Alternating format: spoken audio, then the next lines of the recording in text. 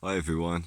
I've not made a video for about a month.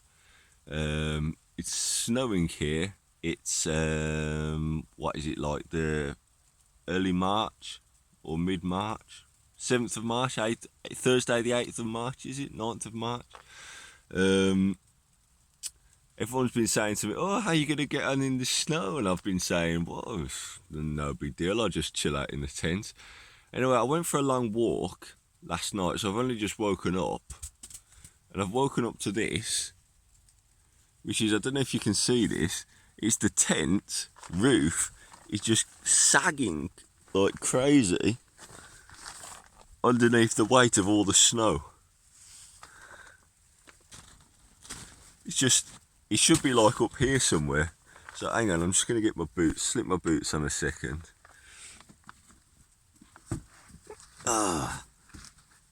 Sort this out because it looks like it's. I'm actually quite pleased with. This is just a cheapo Argos tent that I found, and I mean, hang on. Ugh.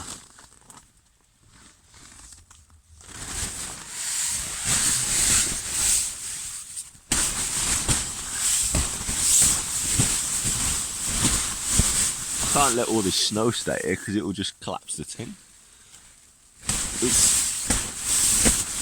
I've not really looked outside properly. Right, that's, you can see. Hang on. They're big. Must have been big hunks of snow coming down. Wow, this is cool. Yeah, the tent's really sort of, well, you can see the guy lines here.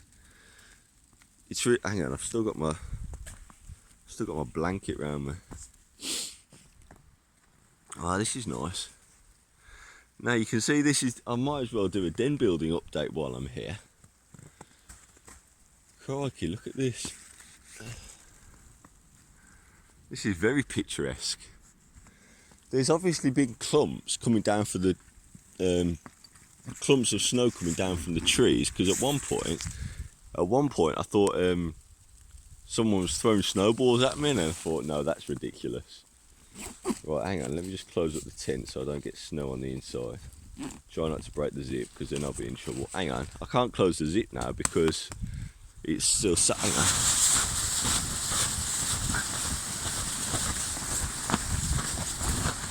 Snow be gone.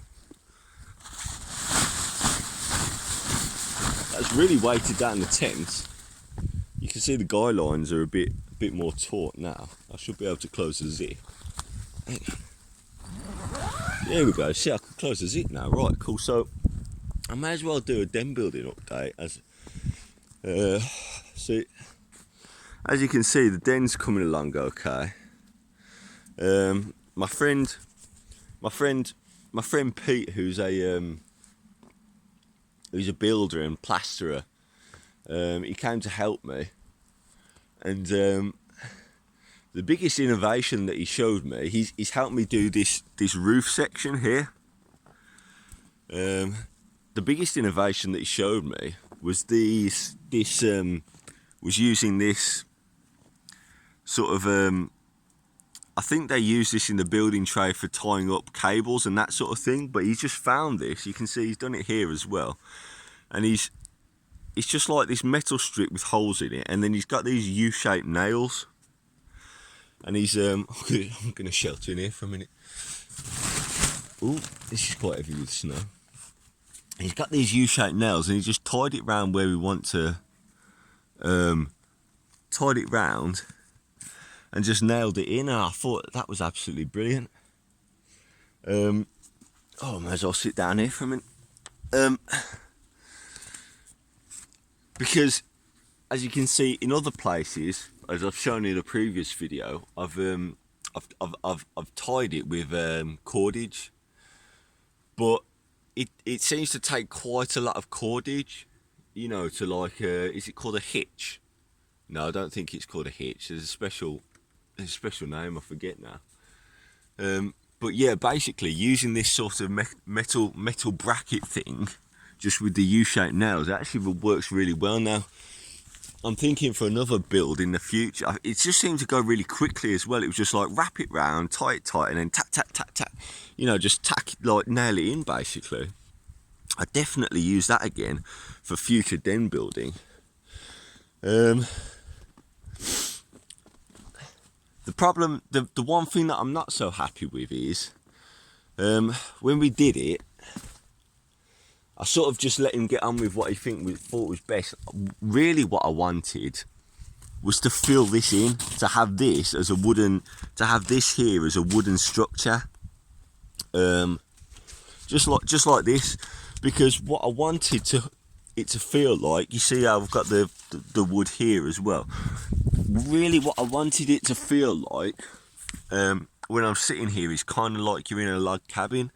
Even see, I want to fill this out as well. Even if it's just covered over in tarpaulin, I wanted to have that cozy log cabin feel, not just sort of drape a tarpaulin over some sticks, because like anyone can do that, and I could have, if all I was going to do was drape a tarpaulin over some sticks, I could have done that ages ago. The other concern for me is I wanted to have the ability, you know, be able to move experiment with where's best for the fire. Now, if the fireplace is there, you can see the fireplace was sort of over here, and I've just moved it here. This isn't necessarily the final position. I'll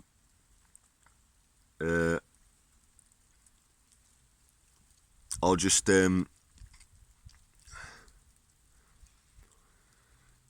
but I wanted to be able to experiment with where to have it. More concern is the possibility of the flame coming up here and melting the plastic, which is obviously no good. So that was another reason why to have I'm just wondering if I got, well, never mind. That was another reason why to have the wooden roof, because then it will bounce the heat off a little bit and protect the tarpaulin. So we nailed the tarpaulin in slightly, so I might have to sort of unnail it.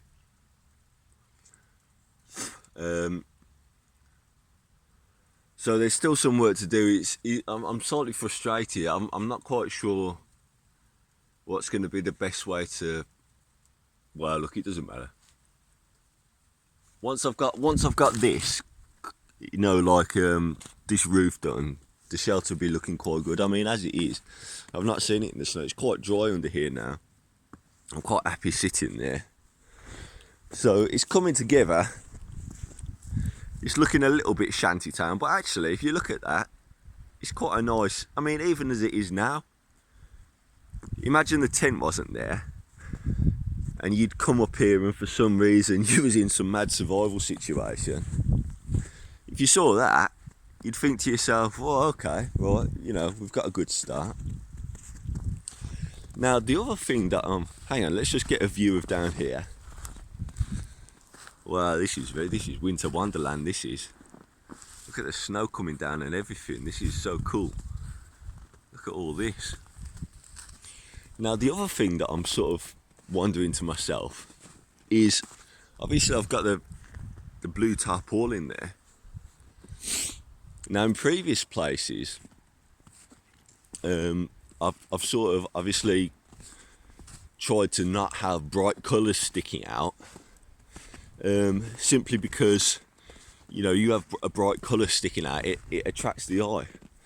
Now, I'm wondering in this situation if perhaps the opposite is a good idea, because where I am here, I'm just walking up here to demonstrate. Where I am here, you're not going to see that bright blue until this is the main way you'd walk in. You're not going to see that bright blue until you're already here. So what I mean is, you're not going to be on, say, like a public footpath somewhere else, see that bright blue and then say, "Ooh, I wonder what's up there." I don't think so anyway.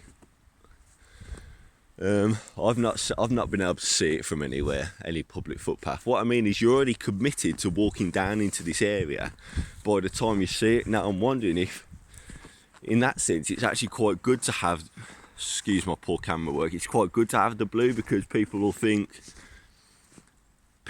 get almost like slightly forewarned that there's somebody here. Because a couple of times I've had someone just sort of wander into camp, maybe not quite realising. I'm not sure, maybe it doesn't really matter.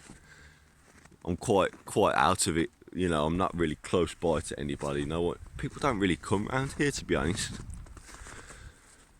Anyway, so here we are. Winter Wonderland, this is quite nice.